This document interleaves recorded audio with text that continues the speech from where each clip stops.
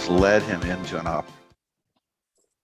an opportunity to be working with many community organizations, again, in the country and around the world, to help them come together and work in these complex situations. So he's currently at University of Northern Alabama and is working with a team there in the Agile Lab, and we'll learn more about that in just a second. Also joining us today are two folks, part of the Venn collaborative and colleagues of mine. Dorothy Eyre is joining us today, and she's been working on the course that Jim mentioned, creating your partnership playbook, and is really a thought leader in developing new models for technology commercialization. I'm pleased that Dorothy can join us. And also joining us today is Nancy Franklin. And Nancy is uniquely also a co-author of the book on strategic doing. And so I'm particularly pleased to have her involved. And she and her husband, Tim, have been involved in Franklin Solutions and a variety of work in being able to help people with technology development and economic growth. And she's working on a course right now with us on designing a roadmap for transformative regional impact. So I'm so pleased to have all three of you with us in this discussion.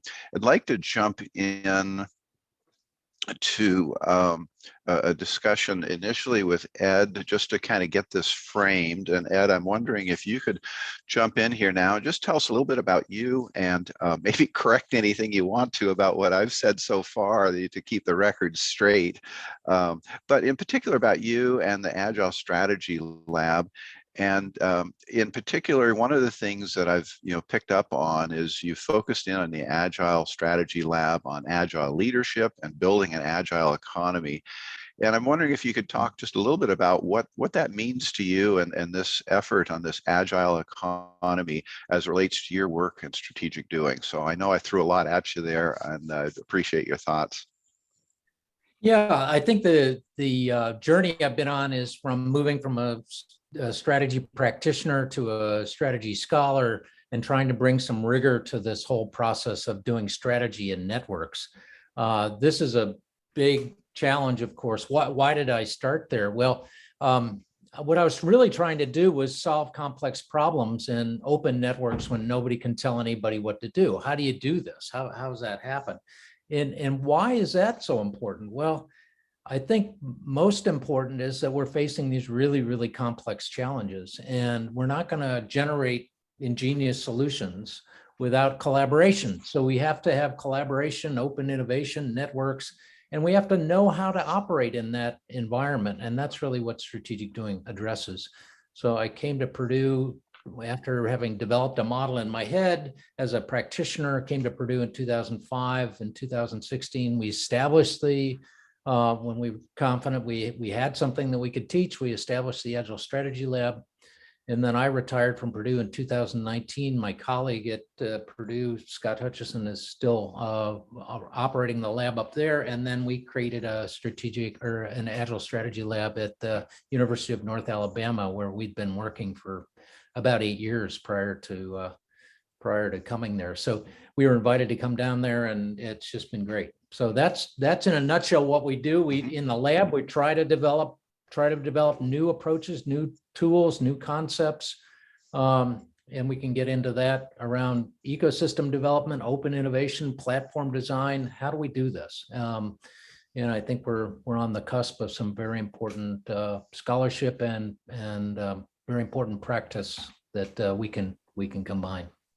Yeah, that's a good starting point. I'm curious, just to build on that for a second before turning to Nancy on a question about some of this.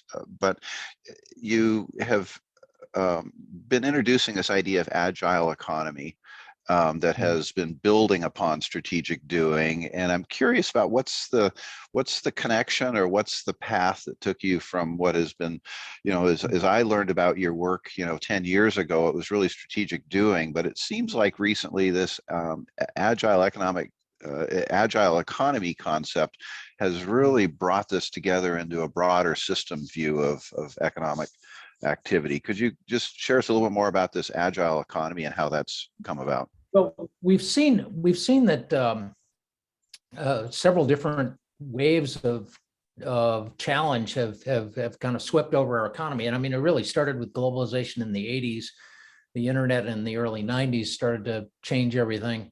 And of course, we've gone through a global financial crisis, and we've gone through a pandemic.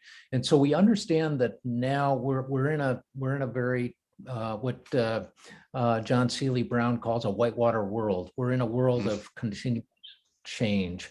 And so in order to adjust to that world, in order to think about how we prosper in that world, we have to think differently about how we bring together organizations, bring together networks, create value, and continuously learn. How do we continuously learn? Now, this is something that academics and practitioners started talking about in the 1990s. But I think why it's taken us so long is it's actually very hard to do. It's hard to figure this out. I tell people it's more like molecular biology. It's not rocket science. It's a lot harder. It's trying to figure out, how do we identify these hidden networks? How do we identify the assets? How do we bring them together? How do we build trust? How do we move and experiment and continuously learn?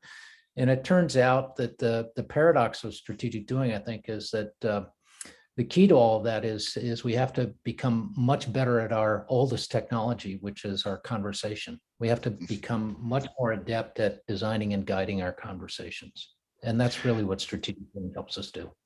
That's a super kind of tee up to the other question I wanted to throw at you just as an introduction here. And you mentioned, how complex this is, but one of the hallmarks of your work is you've distilled this really complex environment of these wicked problems down to 4 pretty simple steps for people to go through that makes this process actually pretty easy. I wonder if you'd kind of summarize in your own words those 4 steps that really kind of capture creating strategic action that's really the core of strategic doing.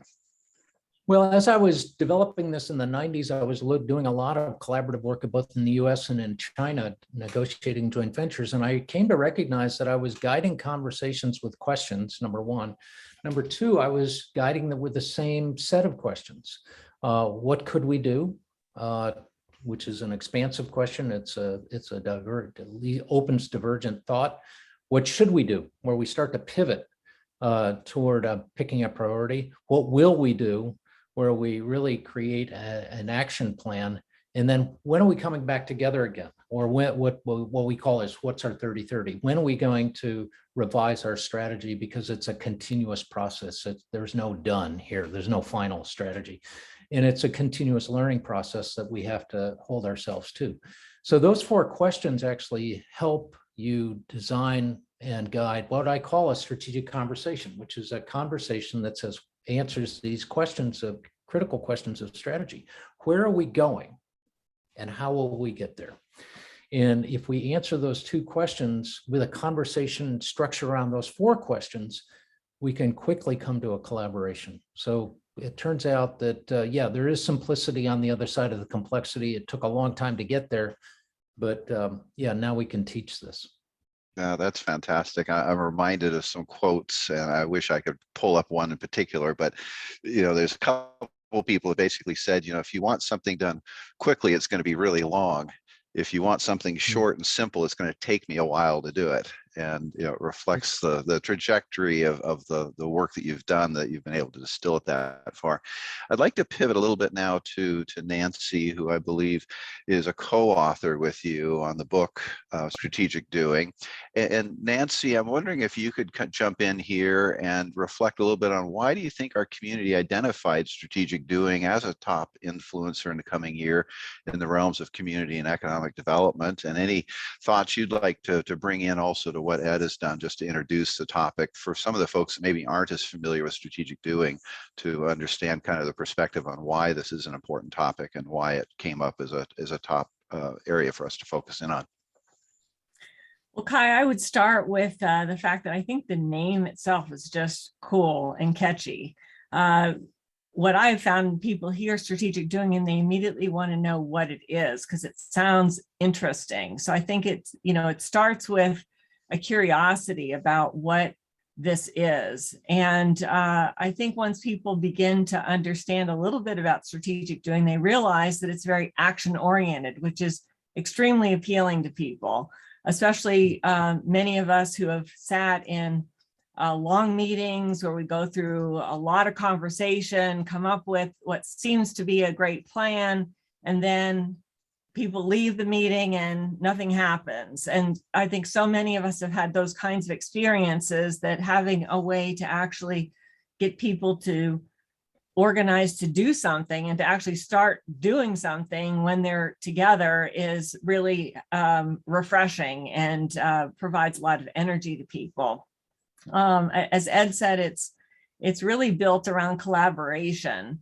And because we do face these complex challenges in so many of our communities, it's, I think, a process that lends itself to the work that we are all involved in. You know, we're all looking to create better places that are more vibrant, more robust, and that requires bringing a lot of different viewpoints into play, and bringing people together who aren't necessarily connected in any sort of formal structure or hierarchy. And this strategic doing process really provides a way for people to have a very productive conversation about how do we align our priorities and actually move forward and get some things done together. So I think for all of those reasons, it's something that, it came up in this list of the Venn 10 that is a really important ball to keep our eye on in this coming year. That's great. Thank you. I've just got to ask, I got to go off script here. What's it like working with Ed on writing a book? Well,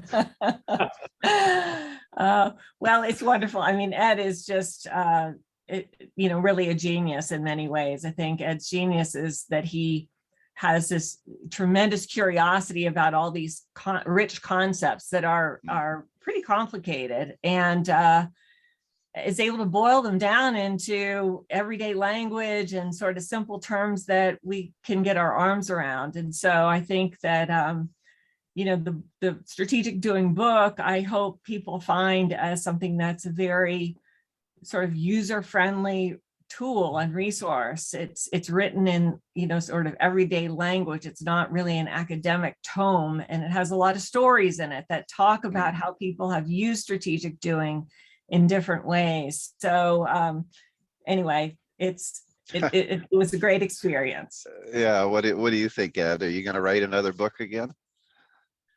Well, if I do another book, it'll be with co-authors, because again, part of the experience is refining your thinking, and you do that as a team. I mean, one of the things that I've come to is that our Western fascination with the individual entrepreneur, or the single ecosystem builder, or the hero, leader as hero, really is nonsense. Because if we want to transform the systems we're operating under, whether there be health systems, obviously political systems are under stress now, education systems, all these systems have an industrial age to them. And we have to design and guide new systems. And if we're going to do that, we have to do that in teams. We can't, the idea of the heroic, leader is nonsense. That's fantastic. Thanks. And a reminder to the participants, if you can be thinking of questions you'd like to bring up in a few minutes, you can put them in the chat. We'd love to be able to look at those and be able to bring up in a few minutes. I want to turn to Dorothy and bring her into the discussion here with an opportunity to kind of build on what Ed was just mentioning. And, from your perspective and your work, why do we need a methodology for collaboration in communities and regional economies? Why is this work important? And how does your experience bring some additional flavor to strategic doing as a resource for us? Well, I think what everybody's been talking about is there aren't a lot of simple problems that we all come together to discuss. We don't need to spend a lot of time on those, but well, I shouldn't say that. I mean, they do take some effort. I don't want to imply that. But we're really talking about complicated problems that have a lot of moving parts to it, and everybody gets around the table and nobody really does know where to begin. They don't know how to move it forward. So you end up sitting around a table with a lot of circular conversations going on, non sequiturs, then people start getting pretty tangential. And at the end, everybody's frustrated and you get back together again and you have some similar experiences. And then people start losing interest or they just get frustrated and you start losing a lot of momentum. So I really do think you need a strategy that lets you all sit down. Let's face it, everybody's time is valuable. You need some strategies, you need some methodology to sit down and everybody feel like they're going to be constructive from the first sentence that starts a meeting. And I think that's what I like about this. Nancy mentioned a couple of things that I gravitate towards in particular, and that is the fact that all of us have participated in strategic planning initiatives, myself included, as a participant. And so I know that feeling. And one of the things that I do a lot of is facilitating strategic planning processes. And I know before you walk in and you start the conversation, the overriding feeling when you start talking about strategic planning, particularly around complex issues, is, oh, here we go again. And how many times have we done this, and how many versions of the strategic plan are sitting in the file cabinet? All you have to do is say something about, our focus is going to be on doing, which implies an action plan. And immediately people sit up straight in the chair. And that gets things off to a very positive start. Everybody wants to feel like you're moving forward from the beginning and not spinning your wheels. That's not to say it doesn't get messy at the beginning, but at least everybody's oriented to, our goal is an action plan here. And that's one of the big benefits of overall employing methodologies. I tend to like to use, I sometimes am somewhat eclectic in terms of best practices and systems and tools that I want to use. But the concepts behind strategic planning, I have found, can be built into almost everything that you do. And so I'm a big fan and have had a lot of positive feedback and interest in that. That's great. You know, it brings to mind one of the thoughts that we've talked about, some of the strategic doing engagements, that if we're doing it well, it's much different than strategic planning, from the perspective that strategic doing is really about linking and leveraging the assets we have. And indeed, in many cases, the work that we're going to do anyway, but we're structuring it in a slightly different way to align around common outcomes. And you know, one of the goals we've had in some of the recent engagements has been that if we've done strategic doing well, I suggest to folks that you shouldn't come away with a longer list of things to do, but new clarity on the right things to do that have the right priority, because none of us have extra time now. Which kind of leads me to one of the last questions I want to try and throw out there, and it's kind of a jump ball, I think, for Ed or others, and that is, when is strategic doing really a valuable and the right approach?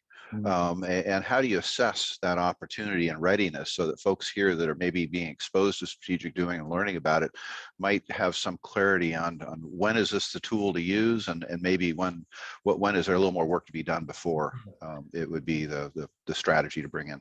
Well, I'll jump on that a couple of ways. One is, as an individual, I think learning the skills of thinking about a conversation and how to design and guide it, which is really the skills that we outline in the book, that's helpful for anyone. These skills, they don't have to, you can take one of the skills and just experiment with it. And it helps you understand that you actually have a power to design and guide a conversation simply by asking questions.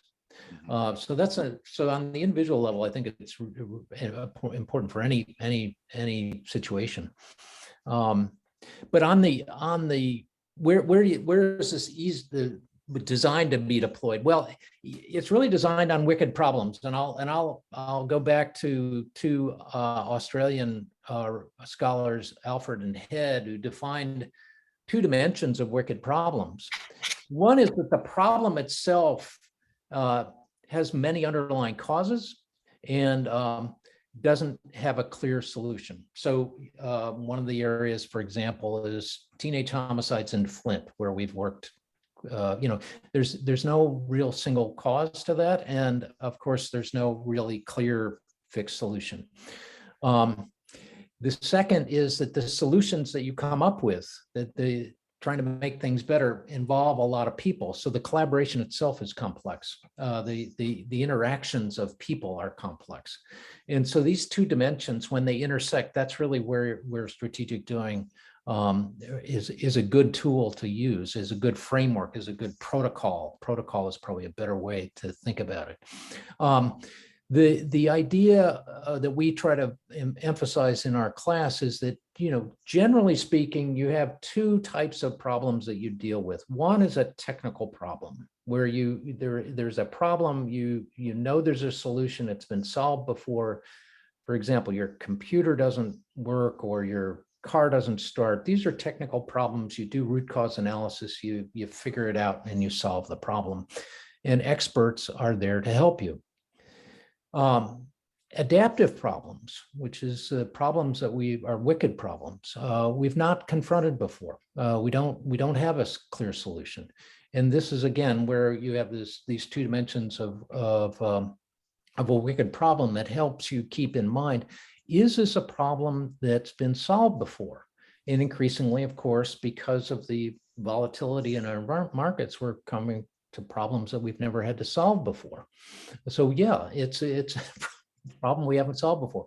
Will it require generating collaborations? In other words, linking and leveraging recombinant innovation, linking and leveraging assets from different organizations, different people. In other words, are we going to have to build a collaboration here where really nobody can tell anybody what to do? And if that's the case, if you answer yes to those two questions, then you're in the swamp, and you need a protocol to start generating solutions and to experiment to figure out what's going to work. Start to design a process that drives a deeper conversation, generates shared visualization, a collective, what scholars will call a collective prospection. What's the future we want to design together? What's an outcome that we can all go to? And then start working on Pathfinder projects or projects that are effectively experiments to figure out, okay, we're here, we want to go here. We're not sure how to do that. Let's try, let's go out. And as we do that, we're generating data. We're generating data on an understanding about the complexity of that problem. We're uncovering leverage points, where 20% of our effort will give us 80% of our results. That idea. So here's an example of that. Long time ago, when we started to think about brain science as part of economic development, one of the key insights was third grade reading scores are really critical to the ability of kids to finish their high school education.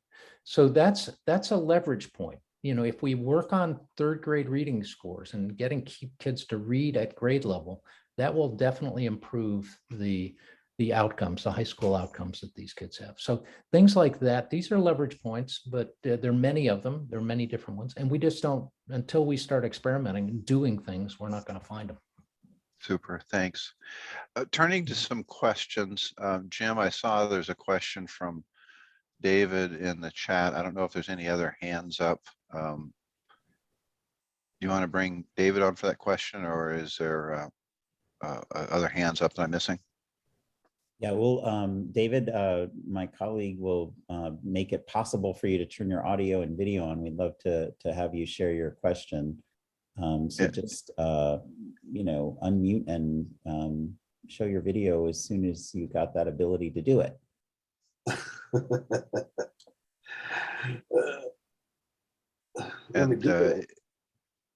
And David, I was seeing your question in there about getting started when you're in an already very complex situation. Yes. So, yeah, I'm bringing together kind of two. But hello, by the way, everyone. Hey, Wonderful to be here. So yeah, I'm bringing my background. I have a background in performing arts and in occupational therapy, where I worked predominantly on something called the Cower model, which I know Ed is familiar with, because I've burned his ear off about it on several occasions. And I have recently been building a relationship with a bunch of young people who were homeless. They're all care leavers, and they formed their own housing co-op, and they're looking to buy their own building, which kind of really inspired me. You know, this idea of people kind of using their own collaborative power to solve their own problems, you know, rather than it being, you know, because people are the experts in their own issues.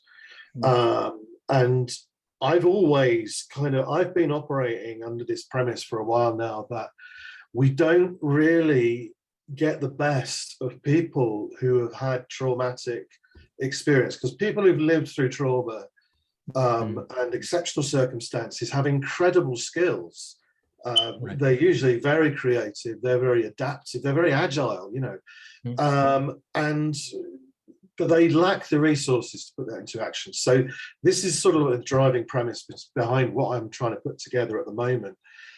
Now, the strap line that I'm working to is solving the problems that cause problems, which of course really connects with the work of strategic doing. And what that refers to in this context is that a large number of people on the streets or homeless are care leavers.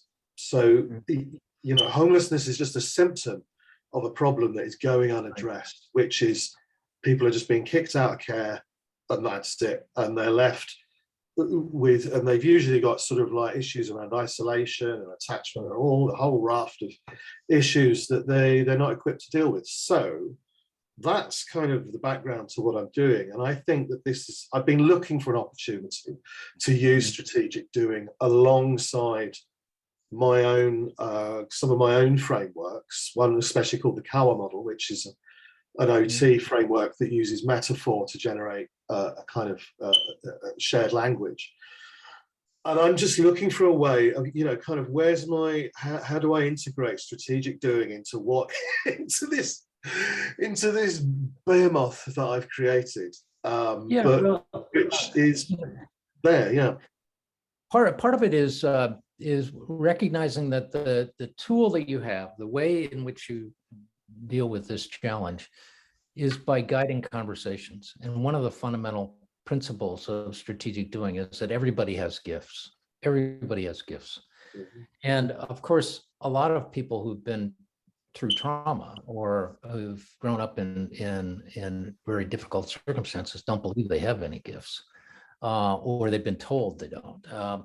Now, the challenge, of course, is continuing to move quickly into action, into actually doing things and building trust. So I'd love to talk to you about this, because I think this is a really important dimension of creating the networks we need to help people understand that they have gifts they can share, that they can give. This is happening in Flint, and we've been working there for over a decade now. And our colleague Bob Brown up there says, you know, strategic doing is no longer a protocol, it's a way of being for us. It's the way we treat each other. And so part of this is understanding that we have to think differently, we have to behave differently, we have to do work differently. And the key is, what's the nature of the conversations that we have? Can we drive them deeper with questions? Can we translate our ideas into an experiment, into action, so we can start to build the trust that we need? And stop thinking about that somebody up here is going to either solve this problem or tell us it can't work. You know, don't ask for permission, just move.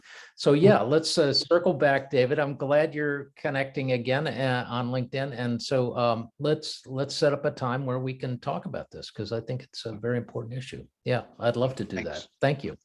Thanks very much.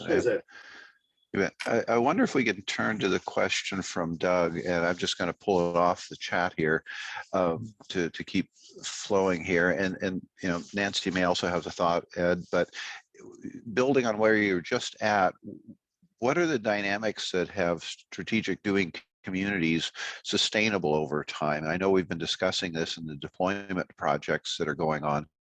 But I'm wondering what you're seeing are kind of the critical success factors or strategies that keep it going over time as people learn about it and then start doing those first, pilot projects. What are some of the key things you're seeing that are engaging it over time? And in particular, Doug was putting it in the context of these longer EDA Build Back Better programs that are going to require a lot of sustained collaboration over time. Well, the issue of sustainability is a difficult one because there's a lot of different dimensions. So I'll just touch on a couple. One is that's why you start with a core team. If you're trying to do something individually as an individual, hey, I'm gonna, I know strategic doing, I'm gonna try to, that's not sustainable. You'll burn yourself out. And I learned that by trying to do this process of strategic doing on my own for a decade. And I realized, no, I can't do this. So you need a team. And that team itself has to create some skill sets, share those skills. We've tried to articulate what those are in strategic doing, and then they have to start recruiting people from their first degree networks to share the skills. And so the one process of sustainability is just teaching by doing. And so we've tried to make that easier by making this an open source discipline, working with a new group of fellows like Nancy to teach this to a whole lot of people. So that's one aspect of sustainability. In the context of a grant, for example, like the EDA grant, the question of sustainability is a big one because the programs are not designed to be sustainable. The programs are designed to have a beginning and an end. And so the actual economic design of the program, the policy design of the program doesn't encourage sustainability. And so how does a community address this challenge? Well, in my view, what we've seen and what we've done is that we take federal funding, seed funding, and we build networks out of this funding. And we don't know ex ante before the fact what's going to work. So we have to run experiments. And but our experiments are defined around three questions that we'd ask. One, is the initiative that we're doing replicable? Can we repeat it? Can somebody else do it? Or do we have to have Kai or Doug? If he's the only person that can do this, that's not a replicable project. So we have to be able to replicate it. Second, we have to scale it. Okay, we have to go from, 10 people to 1,000 people. Is it scalable? This is oftentimes a cost issue, the cost structure of the initiative. Can we, how do we scale this? In other words, how do we go from 10 to 1,000? The third question is the hardest one. Is it sustainable? In other words, are we creating value that somebody will pay for? Are we creating value for other people so that there can be a reinvestment in the initiative, in the process that we're doing? And when you apply those three criteria to the different collaborations that you could potentially fund, you'll find that the collaborations that go through that general three tests are going to be more successful. They'll be successful. Now, I've done this in many different situations. I started a biomedical research foundation 25 years ago. It's still going. We started Oklahoma City 25 years ago. It's still going. Ernest Andrade started the Charleston Digital Corridor in 2001, and it's growing and growing. So it is the water cluster up in Milwaukee is another great example of creating value, and then creating a business model. You need to have a business model that says, okay, we're creating this value, but we're going to have to reinvest in this. We're going to have to reinvest in it. And of course, there's all sorts of ways to do that. There's all sorts of ways of creating a business model to make this sustainable. But none of this is baked into federal grants, generally speaking. It's just not, that's not the way the federal grants work. I used to be up on the Hill. That's not the way we would design it. We direct people to do this. We want you to do it. it's not designed to be experimental, with one exception, and that's the SBIR program. The SBIR program is very well designed, and it provides a model. And if you don't know what the SBIR program is, it's Small Business Innovation Research Program. It was designed by an NSF, really a very smart guy in NSF in the 80s. And when I was working for the Senate, I met him and talked to him, and it's really well done. And so there are policy designs that encourage sustainability, but most of our policy designs in community development, economic development, and workforce development don't do that. Well, thank you. And I see we're, as expected, running short of time. I wish we had more, but Ed, thank you for those thoughts. Dorothy and Nancy, thank you for joining in with your perspectives on that. I know there's some additional questions that have been captured in the chat, and some of them have been partially answered in there. Thank you for those and the responses, Jim, you were able to put in to provide some information in there. I hope we can continue this discussion in different forms in other webinars in the future. But Jim, I think I need to turn it over to you to keep us closer to the time that I've kept so far. Well, you've done a great job in keeping us on time, I think, and really appreciate, Kai, your leadership of the conversation today. And thank you so much also to our special guest, Ed Morrison, and to our other Venn workshop discussants, Dorothy Eyre and Nancy Franklin. We really appreciate all of your perspectives. I'm going to ask for one more perspective in just a moment, and then we're going to wrap things up. You know, when we started this Venn 10 idea, what we realized was we weren't going to be able to address everything that's going to influence economic and community development this year, because things come up, right? And they emerge. And maybe they also just didn't capture the imagination of everybody who is voting. Certainly something that we know has affected our communities and the economy and many aspects of life over the last couple of years is the pandemic. And we did want to just make a mention. So what we're trying to do, by the way, is in each of these Venn 10 webinars is sort of bring up one emerging or hot issue that we should also be keeping in mind in addition to the other great trends and ideas that people have identified. So today we just wanted to mention that, you know, there has been this tremendous investment. This is the federal investment in COVID recovery, $4.6 trillion in total budgetary resources, including $3.6 trillion in total outlays of federal money. Now, as we just heard Ed say, sometimes federal money is not made available in such a way to encourage the kinds of things that we know need to happen in complex collaborations. That said, it's kind of hard to imagine that this investment will not have a role, for better or worse, in economic and community development this year. And so maybe I could just call on you, Ed, one more time, since you're our special guest, and I know you have some real clear ideas about how this money, that's sort of pouring out of the federal government right now for COVID recovery is going to influence or not influence, or what we need to be doing to make sure it has some positive influence on economic and community development this year.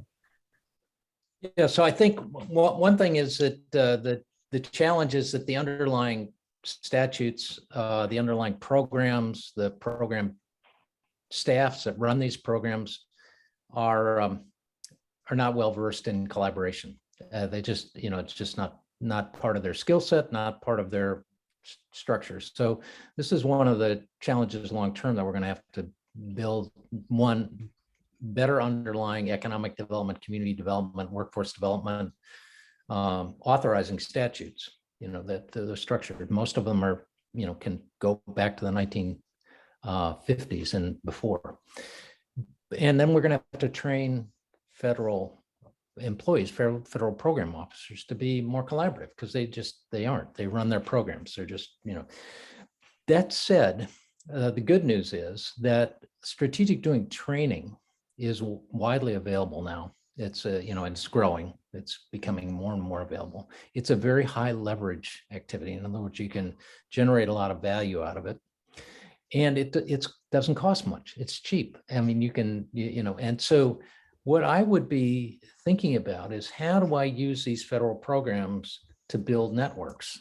In other words, not just comply with the federal program requirements, which are designed, as I said, oftentimes they're very old, they're very antiquated, and they're not really very effective. But how can I take that money and become more collaborative across and training people and teaching people how to become more collaborative and building patterns of trust, like doing things together, is critical. Yeah, I think those are great points that, it really is about the collaboration. I've had a number of conversations recently with Doug Berger, who's here with us today. And, we recognize that, that the collaboration is what is missing in all of this, whether it's federal investment or not. People don't really know how to collaborate. We all assume that we know how to collaborate, but it is actually a skill, as you say many times, that needs to be taught, and that people need to learn and develop over time. So it's something absolutely. Practice, right? What's that? Practice. That's right. Practice. Well, thank you, Ed, for those perspectives on this sort of emerging issue or idea. Again, thank you to all of you for your participation in the conversation. Thank you again, Kai, for leading us in the discussion today. We hope that you all have gotten some great resources. Thank you all of you who've participated as well, and we hope you've gotten some great resources. We are going to be sending you an email to follow up and let you know when the replay of this is posted. We encourage you to visit the Venn 10 webinars page, where you'll get to see future webinars. The schedule isn't updated yet, but very soon we'll have a list of all of the remaining Venn 10 webinars. Our next one is on May 19th at the same time, 4 p.m. US Eastern Time. We might be growing our European audience, though. We might have to rethink our time for our webinars soon. But we encourage you to go to the Venn 10 webinars page, come back to it after we send you an email to let you know that we've updated the schedule. Please register for future webinars. Couple of questions were asked today that we weren't able to get to. We are going to make sure that those get on to the Venn community so that the conversation can continue there. We thank all of you for your patience and your willingness to share your thoughts.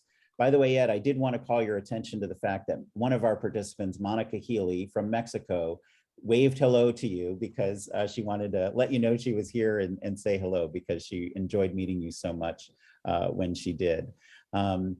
Thank you once again, everybody. We're looking forward to seeing you online at Venn Community. Please come back to future webinars. Please continue the discussion online, and don't hesitate to be in touch with us if you have any questions about future webinars. If you want us to get questions to the folks who participated today, just let us know, and we'll look forward to seeing you next time. Bye-bye, everybody.